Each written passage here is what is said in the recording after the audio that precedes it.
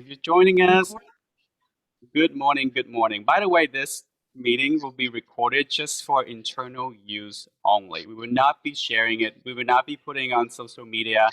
So, just letting you that. All right. So it is 8:30. We're going to get started today.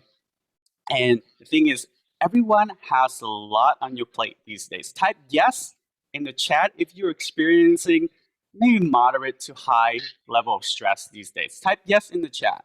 Okay, Katie Lane says, yeah, there's a lot of stress. Oh, Anthony, no. Nice. You must be able to manage your stress very well, Anthony. Yes, yes, in the chat. If you're experiencing high amount level of stress these days. Yeah, Caleb says yes. There is a lot going on these days. The war in Ukraine, pandemic, right? Politics, you name it. With that in mind, let's take a moment right now to bring our minds back to center. Andrew, would you please monitor the audio? Thank you. To bring our minds back to calm and happiness. So let's take advantage of this time together. Everyone, please close your eyes. And no cheating. If you're off camera, I'm going to trust that you close your eyes. Everybody, if you're on camera, I can see you. Close your eyes. And just think, what made you smile this week? Just think to yourself, what made you smile this week? I felt pretty shitty. I want to talk. Oh, I'm trying to mute someone. Yeah, literal. What's up? Do you ever have moments as a father where you say, it's All the time. okay? Last night, like, What made you smile this week? For me, it's knowing that my sister received a good score on her DAT for dental school. Like, she studied really hard, and it makes me smile knowing that she did well. If you have something that made you smile, please smile so I can see you.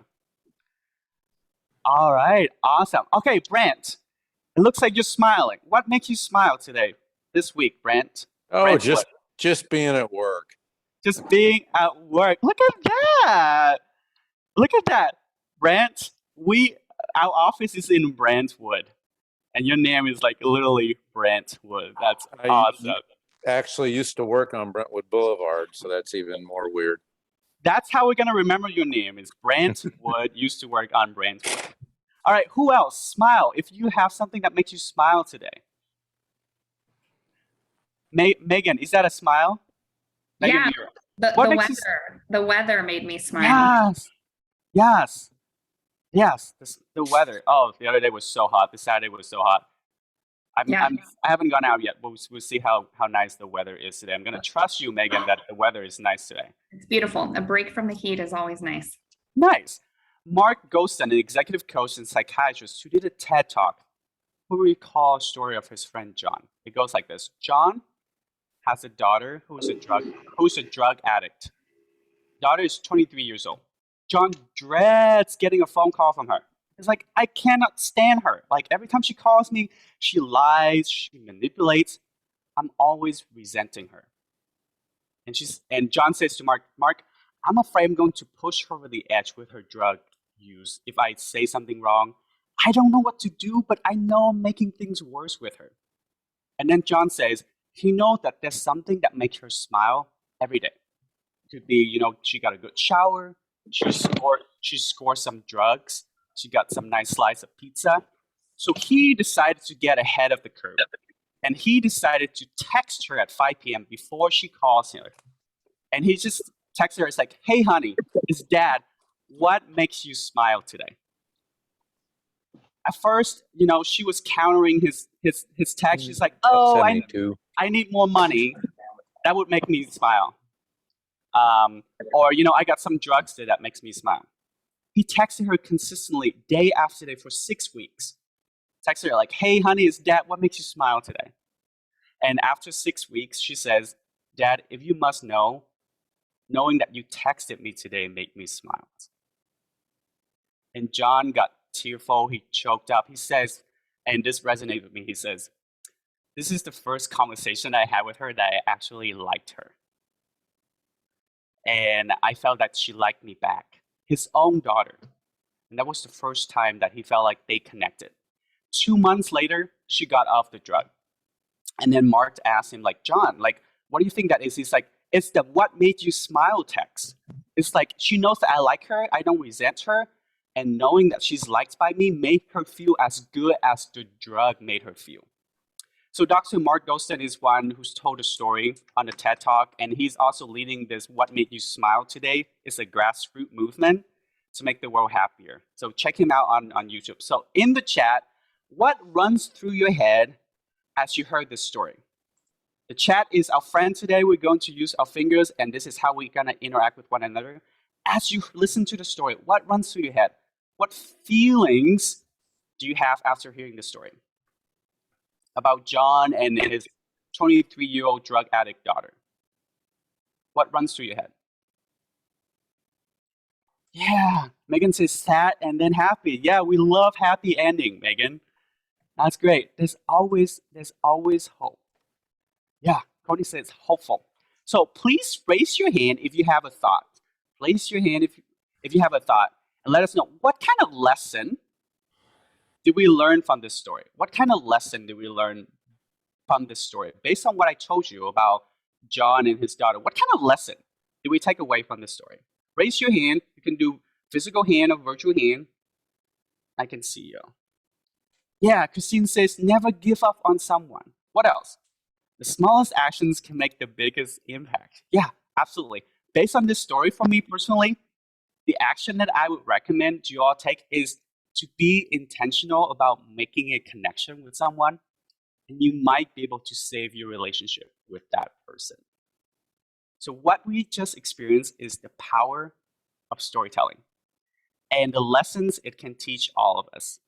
So welcome to the power of storytelling in business. We are so excited that you are here with us. My name is Tree Pham, and I am with Dale Carnegie. I will lead us through this short workshop today. However, I'm not alone. Joining me today are also my colleagues at Dale Carnegie. With those of us that are present here today, please hop up mute and say hi to everyone. Katie, would you want to go first? I will. Thanks, Tree. It's nice to see so many familiar and friendly faces and names. Yes. I am Katie Lane. I get to work alongside Tree. Excited to be here. I get a chance to facilitate, work with a lot of our larger corporate clients. So thanks for joining us for this session today.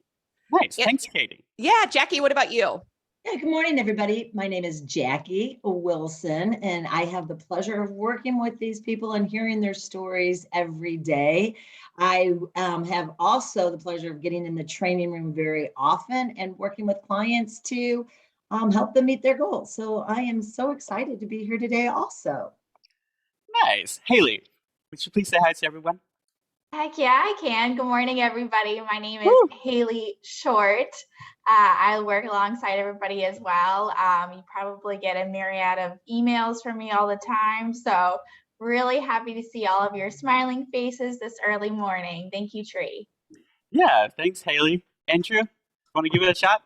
Yep. Good morning. My name is Andrew Haberberger, and I as well work on Brentwood in St. Louis, and I'll be here on the back end. If you guys need any help with technology or anything like that, feel free to shoot me a message privately. Yeah, Andrew is going to be our technology guru today. He's going to be doing all the hard work, putting us in breakouts. So he's going to be the one who help us with all that today.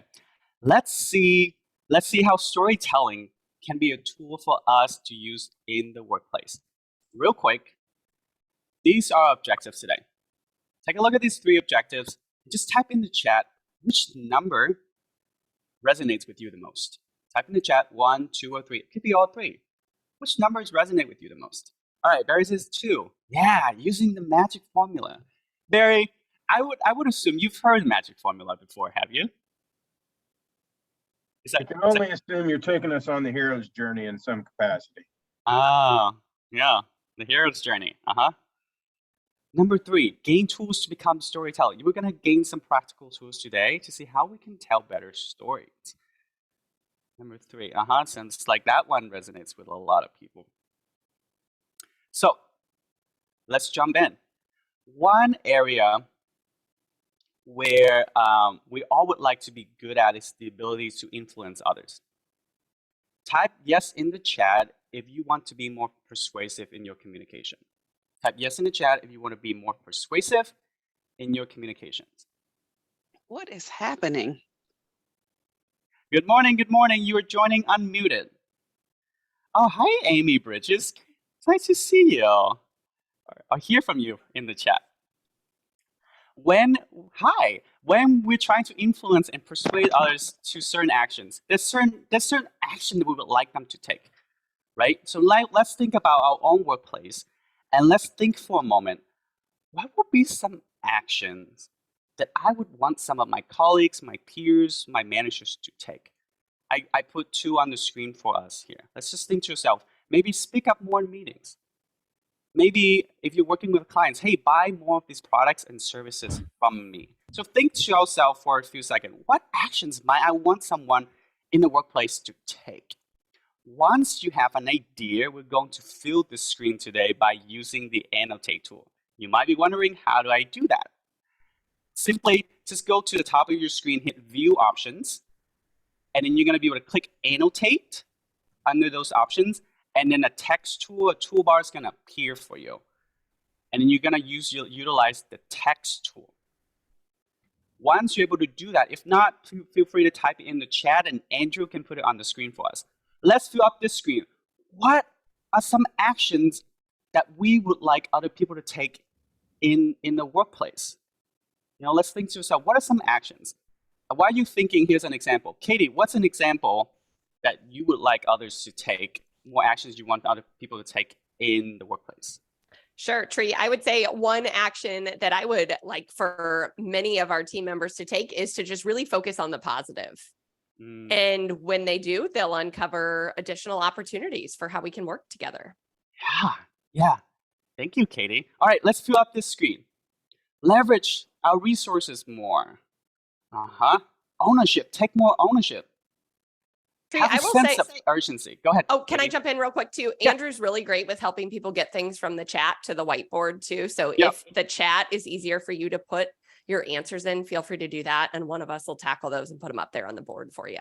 Yeah, great idea, Katie. Thank you. Go ahead and type in the chat, type on the screen. What else? We have 39 of us here. Let's fill up this screen. Speak up, collaborate more. Being proactive versus reactive.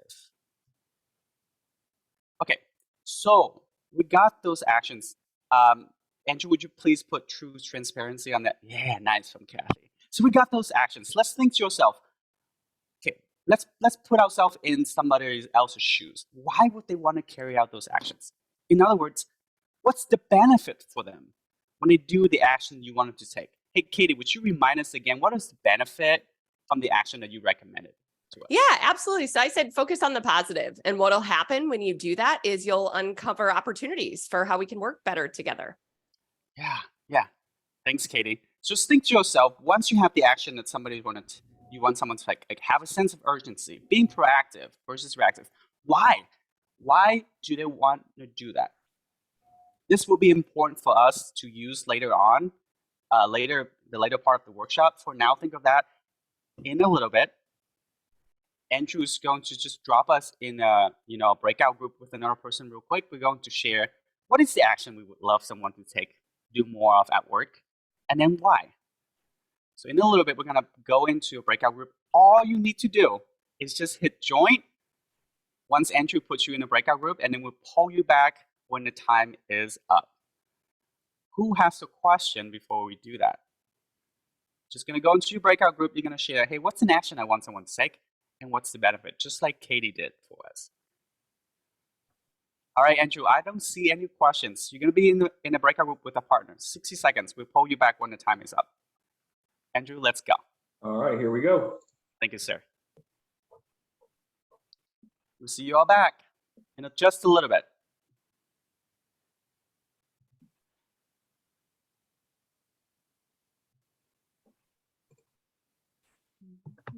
People in from maybe related industries, but not directly experienced industries. And so that onboarding process is extremely critical for us to instill this sense of urgency in them, because we work very differently than a lot of other industries, and they're not going to make it on our team if they're not convincing clients that they have a sense of urgency around their needs for their launch. It's just, I mean, that's just the reality. It's almost a requirement to being in our company that you have to like not only understand it, but you have to enact it. Yeah, nice. And thanks for giving us that context. We understand so much more why the sense of urgency is important to you. Let's just hear one more. Who has another action and benefit that would want others to take to do more in the workplace? Brent, go for it. All right. I apologize. My authenticator decided to activate when I went to the chat room, so I never got there. That's all right. But the item on the slide that hits home to me is ownership. I get too many people coming with problems and they haven't thought through any potential solutions. And so I just kind of send them out with their tail between their legs and when you're ready to talk, let's talk, but don't dump it on me. So what's the benefit? What's important to have a sense of ownership at your work, Brent? Well, in my role, I think my primary role is succession for everyone, and so we need to be able to think, and pass it on.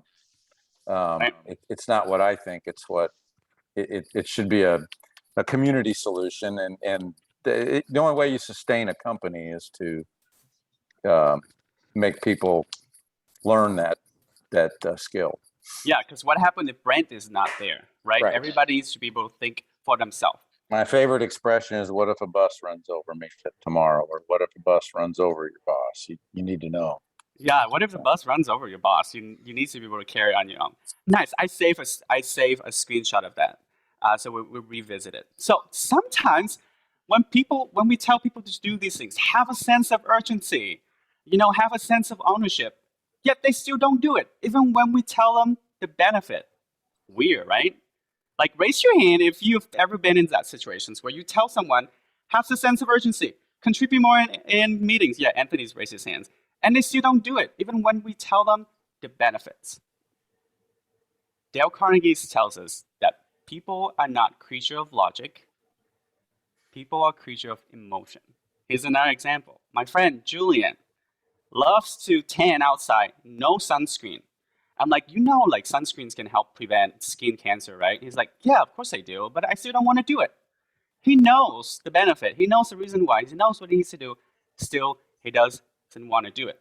So the question is, how do we connect with people on the emotional level so we can inspire them to take action? Any guesses? How do we connect with people on the emotional level? Any guesses? A story. Storytelling. You guessed it. That's right. That's why we're here today. One way to inspire action is through storytelling. Okay, let's see if that has any merit. According to research, when you tell a story, 9 parts of your brain, you look at the frontal cortex, the visual cortex, the insular cortex, some of these cortexes I don't even know, but 9 parts of the brain are activated versus 2 parts of the brain when we are receiving just stats and data. A good story also helps release oxytocin. Oxytocin is a chemical that bonds us to one another. Who has ever cried to a movie? Or laughed so hard that your bellies ache? A great movie is a great story. We feel so many emotions at once, including like joy and happiness. And when we watch this movie, a bunch of chemicals get released in our brains, including oxytocins, which makes us more trusting, more charitable. We bond it with the storyteller if it's told by a person, and it reduces the fear of trusting a stranger. When we tell stories, it's 22 times more powerful.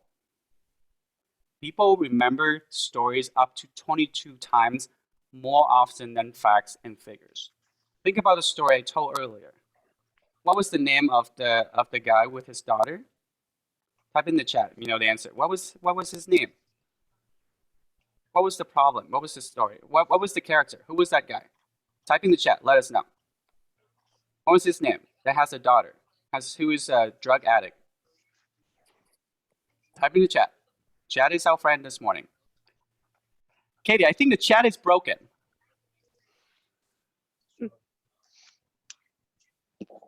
I'll test it. Things get it. All right, the chat is now broken. Remember the guy at the beginning. Okay, Thomas, missed the story. Who else remember? What was the story that I told at the beginning? Of that guy who was struggling with his drug addict's daughter. Brent, you look like you're smiling. No, I am, because there's sirens blaring outside my window. Your siren blaring. It was John who has his daughter who's a drug addict, right? And he dreads getting a phone call from her. And then even if you don't remember the story, you remember the emotions, right? Some of us says, "Oh, it's made us sad." Megan says, "Made us sad," and then what, Megan? It made you sad, and then what? And then happy. Yeah, okay. I read your lips. So story. Imagine facts and data as like pieces of Lego. When we use those Lego pieces and build as a house, it tells a more powerful story and has more meaning than a bunch of data. When we're planting seeds, how important is the soil? Somebody, how important is the soil when we put seeds in? Jackie gave a thumbs up. Darren Boji, how important is the soil when we're growing something? Yeah, it's very important. How so? Without a good soil, that's not going to grow. It's not going to grow because there's the nutrients in the soil. The soil helps support strong roots. Similarly, when we are planting seeds of change in other people, when we're inspiring action, think of stories kind of like cultivating a good soil bed for your idea. Storytelling creates that frame of reference that bypasses resistance, right? So, okay, imagine yourself sneaking into the kitchen at night. Everybody imagine yourself sneaking into the kitchen at night. Anthony, are you imagining sneaking yourself into the kitchen at night? And then you open the fridge and you got yourself 3 scoops of ice cream at 12 a.m. Mike, are you imagining? Sydney, you imagining? Lauren, getting yourself 3 scoops of ice cream. And then your mom catches you. And she says, "Do you really need 3 scoops of ice cream at 12 a.m.? What would you say, Lauren? Do you really need 3 scoops of ice cream at 12 a.m.? Lauren, what would you say? No, I don't need 3 scoops of ice cream at 12 a.m. No, I don't need 3 scoops of ice cream at 12 a.m. But I would like 3 scoops of ice cream at 12 a.m. Mike, what would you say? Mike Cosgrove, what would you say if your mom says, "Do you really need 3 scoops of ice cream at 12 a.m.? I would say, yes, I do. Yes, I do. A lot of time when we get called out, a lot of people would tend to double down, right? Oh yeah, I totally need 3 scoops. I actually need 4 scoops of ice cream, Mom. I only got 3 because I was thinking of you. Or let's think at work where we say, "Hey, why are you so rude in the meeting all the time? Stop being rude." Somebody might say, "Oh yeah, I'll show you what rude is. This is rude." Or, "Hey, why don't you show up to work on time?" They might say, "Oh, who are you to tell me what to do?" Resistance comes from the feeling that we lost face. And what do we do when we lose face? We double down. We want to show the other person who made us lost the credibility in front of others. Dale Carnegie teaches us that when we want to inspire change, let the other person save face. Here is an example of how using storytelling can help us bypass resistance and help somebody save face while still inspiring change. Jackie Wilson, would you please hop up mute and give us an example of how, when you were inspired to change without feeling like you lost face? Would you please do that for us? Yeah, it was several years ago and I was starting a brand new sales job. I was in Sioux City, Iowa with my boss, and he was taking me around to meet some influential people in Sioux City. And we met with John Pavone, and we spent an hour and a half listening to this man speak. And he was brilliant. He was charismatic. He was fascinating. We left that meeting and went to a meeting of our own, and we were talking about John Pavone. And my boss said to me, he said, "Wow, what did you think of John?" I'm like, "He was just fascinating. I could listen to him speak all day." And he said, "Did you notice how quietly he speaks at times?" And I said, "Yeah." did. And he said, that's a lesson we all could learn. And I said, yeah, good. And it went right over my head at the time. And in about an hour, I was reflecting and I was like, oh my gosh, I have a reputation for being very loud. And he was bringing that to my attention indirectly without saying, Jackie, shut up. You talk too loud. Bring it down. So I keep that story in my head and I still have to go back to it quite a few times to coach myself. Nice. Thank you, Jackie. I love every time Jackie tells a story. It's so powerful in a way to use storytelling, to use an example to teach somebody else about an action that you inspire them to take without making them feel like they lost face. Thanks, Jackie. That's a great example. Like Rene Rodriguez says, frames dictate perception, and perception equals reality. So the superpower here is understanding storytelling. Storytelling creates that frame of reference, a good soil for your seed of change. Actually, Dale Carnegie understands the power of storytelling. He learned this formula for motivating others to take actions, and he loved it so much he called it the magic formula for influencing actions. It starts with a story. It could be an incident, something that happened personally, or a story that you heard. The most powerful type of story is our own personal examples because we have lived it, right? So we know from experience. The action, so based on your experience, what you told us in the story, what was the action that you recommend and what was the benefit? Jackie, would you mind reminding us one more time, based on the story that you told us, what would be one action and one benefit from that story? I would challenge everyone to indirectly bring someone's issues to their attention, and you will create a lasting change. Nice. Thank you, Jackie.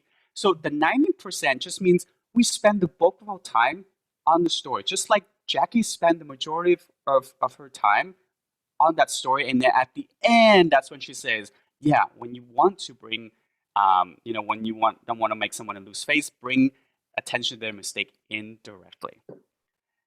So when we do that, when we use story combined with action and benefit, we can inspire change. All right, so let's have some fun and see where this group is at when it comes to using storytelling in your work and life. On your screen, you should see a QR code. Everybody, if you can, please pull out your phone and scan this QR code. If not, Andrew Haberberger is going to drop the link in the chat as well, and go ahead and click on that link. It's going to take you to a short survey. And it's going to ask like how often you use storytelling. I'm going to pull up that poll and make it live so we can see the results.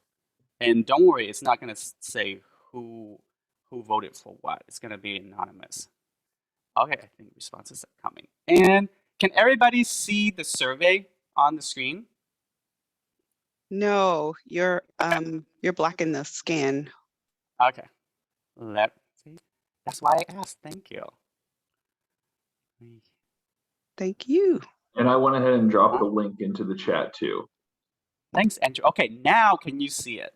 We see the responses tree, but we don't see the QR code, so it depends what you're trying to show. Okay, so if you don't have the QR code anymore, go ahead and use the link that Andrew dropped in the chat. And I see responses are coming in. So we have 4 people saying, I use storytelling often, sometimes. There you go. Yeah. Let me make this big for everyone. Okay, nice. Sometimes, very often. So it seems like we're in the middle. Like a lot of us are like, hey, I use it from time to time.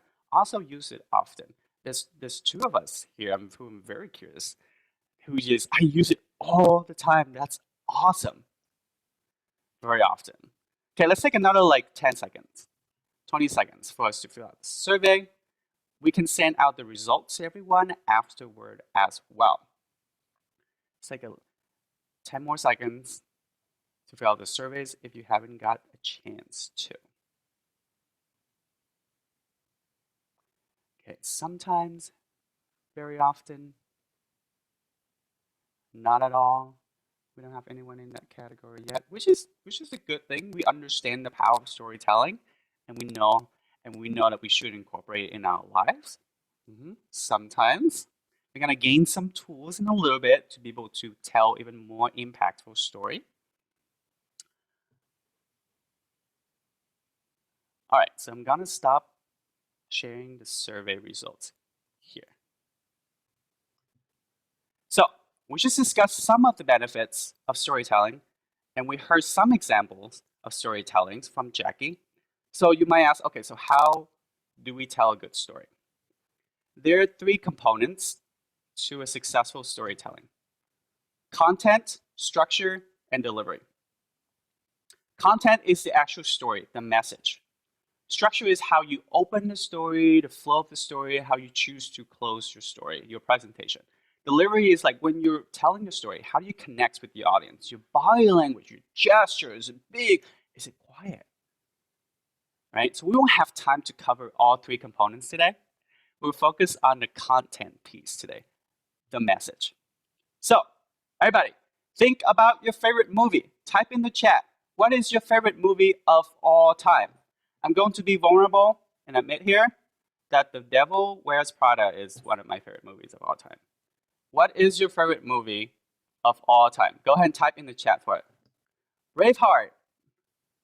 What else?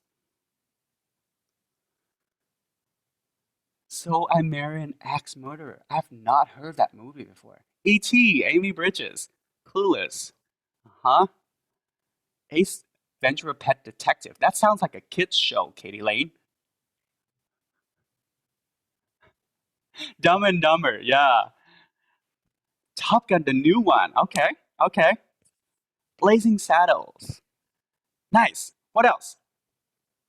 Okay, Harry Potter. Yeah, I've not seen Blazing Saddles. Spotlight. Okay. All great movies are great stories. Type in the chat. What does every good movie have? Type in the chat and let us know. What does every good movie have? Like, what makes you say, oh, that's a great story? For me, it's the storyline. Like, there's a good climax to the story and like a good ending. So what makes you say like, oh, that's an awesome movie, right? The emotional connection. It makes us cry. It makes us laugh.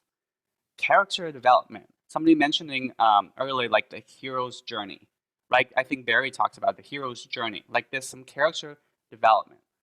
One that you can relate to. Yeah, they're relatable. Even if they do heinous things, we can relate to them. Character development, for sure. Here, an ethos. Like there's a lesson, there's a moral at the end, right? What do we learn from this? There are elements to a strong story. First one, character. Like, who is the story about? They might be relatable. We're cheering them on. They might be an underdog. They might have some flaw, but we can't help but like them and want them to succeed. Next one is the context. Where does this story take place? What's happening? What's going on? Conflict. There must be some inherent conflict going on, right? We are hooked because we know there's something at stake. We know that Jack and Rose need to escape that sinking Titanic. We're hooked because we don't know if they're gonna make it or not. Has anybody seen the story Crazy Rich Asian? Crazy Rich Asians. We're squirming at the end of our seats because we don't know if Rachel is going to be accepted by Nick's family. Anne Marie, you raise your hand. You have a comment? I just raised my hand that I saw the movie. Yeah, nice. What's memorable about the movie for you, Anne Marie? Crazy Rich Asian. What's memorable is that she stayed true to herself. She didn't let like this other family change her. She was, I'm going to be me, and that's who I have to.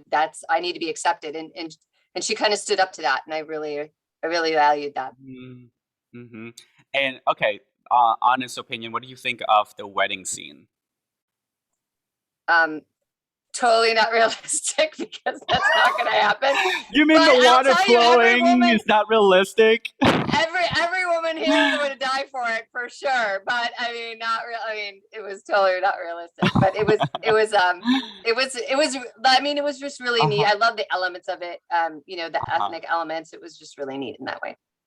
Mm-hmm. What kind of feelings do you have when you watch that movie?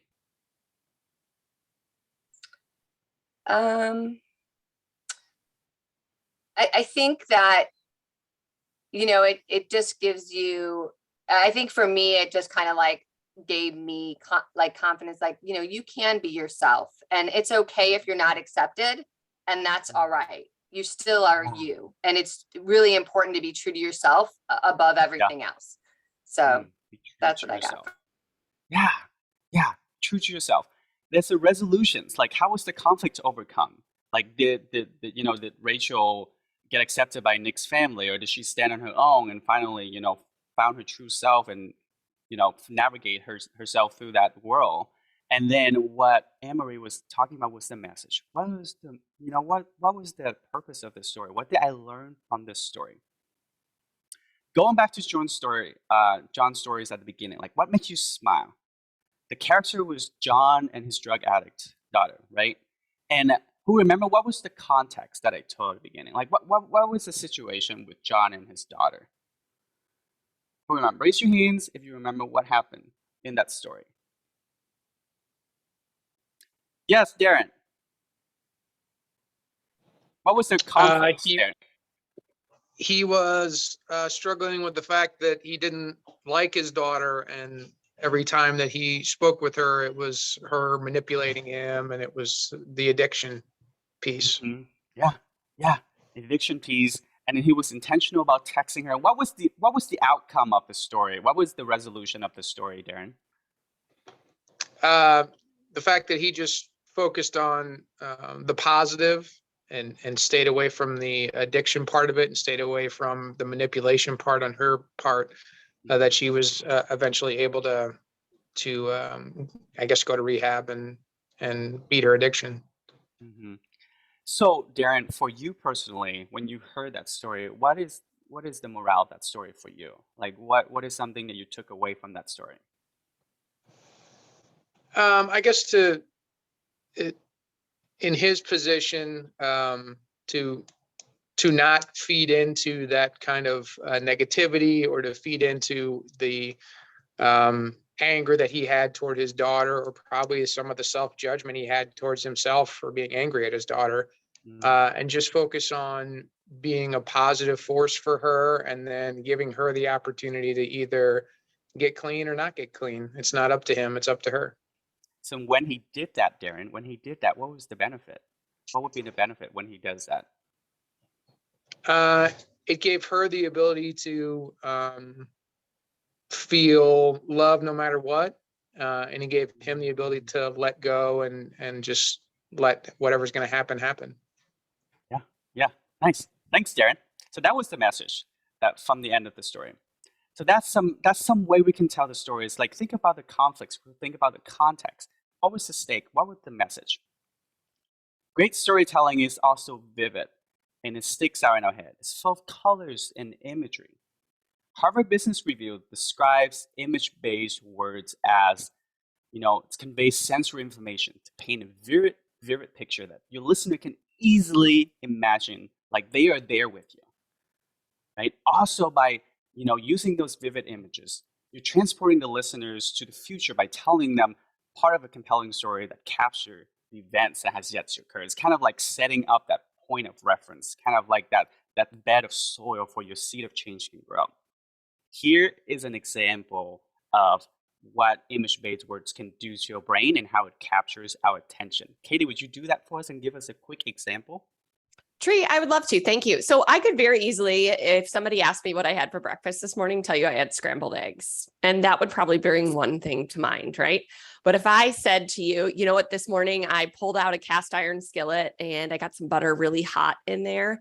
And then I had some kale and some spinach in a bowl that I had gotten nice and soft with some olive oil and some Himalayan sea salt. I took 2 really big brown eggs and I cracked them into the bowl and I scrambled everything together. And then once the skillet was piping hot, I put the egg mixture in there and it popped and it bubbled and it cooked to this nice golden brown. And once it was ready, I slid it onto a nice white plate. So the presentation looked beautiful. And I had a delicious vegetable and egg scramble for breakfast. All right, type in the chat. Once you heard what Katie Lane just says, what runs through your head? Like what thoughts, what feelings do you have when Katie's, used those words and described it to you? Type in the chat. Let's get our fingers rolling here. It's lunchtime, yeah. It's 9:15. It's 9:15. Unless you're in on the East Coast, it's probably close to lunchtime for you. I'm drooling just listening about it. Oh, Melanie's like, yuck, egg. Yeah, totally gives you a visual, Anthony, versus, I just had scrambled eggs for breakfast. When we use vivid images, incorporate it in a story, it captivates, it captures the attention of the brain because they're like, give me more, give me more of those images because I'm craving it, right? Thanks, Katie, for that example. Yeah, okay, so let's put it into practice real quick. A great story is like great movies, get into the middle of the action, right? If we think of those hot pursuit scenes where the cops are chasing the criminals, like full of action, you get the edge of your seat. When we look at the pictures, look at this picture. What sentences would you use to describe this playground? Raise your hands if you have a thought. Somebody raise your hand. You can give your physical hand or virtual hand. What sentences would you describe this playground? Sydney, if you don't mind me calling on you. Sydney, what sentences would you describe this playground? I would describe it as a nice open air, big colorful playground. It looks like there's a couple different activities. So it's got different activities for different age groups. I see baby swings and then older swings. Yeah. And Kelly, thanks, Sydney. And Kelly say whimsical, inviting. Okay, so that's when we zoomed out. How about now? When we're zooming in and we're looking at this picture, what are some sentences we can say about this playground now? Lauren Griffin, what are some sentences you would say about this playground now? How would you describe this? I would say the playground is inviting to children of all ages. The colors give it a fun feel. What is going on in this scene, Lauren? The children are enjoying the equipment in the sunshine. Yeah. The kids are smiling so bright. The smile touched their ear, and the girls wearing red and baby blue, and the boys wearing blue polo. There's so much more action going on, right? And we're more captivated to look at this picture. When I turn to this picture, I see some of us just have that smile on our face because we're like, okay, now there's some action that's going on, right? So type in the chat, or you can raise your finger 1 or 2. The other one is 1. This picture is 2. Which one is more interesting to you or more captivating for you to look at? You can type 1 for the picture or 2 for this picture. Certainly, because it's more like we connect with a human being on this picture versus just, a plain playground. Yeah, definitely number 2. So now let's go back to the actions that we want others to take at the beginning of today's sessions when we went into a breakout and we share with a partner, like what's an action and benefit. Like for Thomas, it was a sense of urgency, right? So for Brent, it was like a sense of ownership. Think about that action that we had and the benefit that we share. And think, think to yourself, what kind of stories can I use to illustrate my point? Right? So what kind of story can I use to illustrate my point? Like the best kind of story is the kind that comes from your personal examples. So think about, that sense of urgency that Thomas talks about. Maybe he has some personal experience. He gave us some context. maybe he has some even more personal, concrete examples that he can use to illustrate this point. It could be maybe you overcome the issues yourself. All right, speak up more in meetings and you'll be seen as more confident. Maybe you had that issue in the past and you can use that story to inspire action in others. If it's a product, maybe retelling the stories of how other customers successfully used your product. So let's think to yourself about back to the action and benefit that we had at the beginning, and then think, where in my life can I pull some personal examples that can illustrate this point? Give us a green check once you have a story in mind. And Andrew, where might we find those green checks? Can you let us know where we might find those green checks? Yeah, sure. You can use the reactions tool at the bottom of the screen. Click on reactions and you should have a green check mark there. Yeah, so think about what could be a personal example, a personal story you can think of to illustrate your point, your action and benefit at the beginning. So for you, Brent, and for you, Thomas, like think about what could be an example I can bring in. Why are you thinking, without, we might give you another example of how that might work. So Katie, I'm gonna pick on you again, if you don't mind. So Sure. what would be another example of how you can use a story to illustrate a point? Go for it, Katie. Well, you know what? Another example of using us. Do you want me to tell an actual story? Yeah, if you don't mind, or it's just, yeah, if you don't mind, go for it. Absolutely. Yep. So the other day we were driving in the car and my daughter is 6 and she is so excited about everything. And we're driving along in the car and she loves to roll down the window, and especially when it's super hot out. And I told her, I said, you know what, Ellie, I said, it is hot outside. You should keep the window rolled up so we can keep the air conditioning in the car. She's like, no, I love for the hot air to be on my face and to be on my hand. And so we're driving and I just hear the window going up and down and up and down. And she's laughing and she thinks it's the funniest thing in the world. And in the grand scheme of things, when I pulled into the driveway, I realized, you know what? Kids need to be able to be kids. And when we let them have some fun, we can make those memories for them. Yeah, kids should be able to be kids, and when we let them have fun, they're going to be able to build some great memories. So that gave us some time to think about our own story. Thank you, Katie. So give us a green check, you know, once you're able to think of some story to illustrate your point that you had at the beginning. Give some green check, type yes in the chat. If not, it's okay. Like this is your time when we're in the group, in the breakout, you'll get able to discuss that with your partner. And maybe that can help you hash out a personal experience. Just think of like, what makes you say these actions? Something like, there must be a reason why you believe what it is that you said. Sense of ownership, where do you see that from? What story can you bring in to illustrate that point? So in a little bit, I'm going to jump into a breakout, our final breakout today, and we're just going to share with our partner, what is the story that we can help illustrate our points? Who has a question before we do that? All right, I don't see any question, Andrew, so let's have everybody hop into a breakout with a partner. We're just going to share what's the story can use, and then what's the action and benefit that we want people to take. All righty, we'll go ahead and get these going then. Thank you. Hi, Hi, Tiffany. It's great to see your face. Hi, Lindsay. Lindsay, is it fair to say you're in the office or are you at home? I am in the office today. And you're in the office. You're in the office today.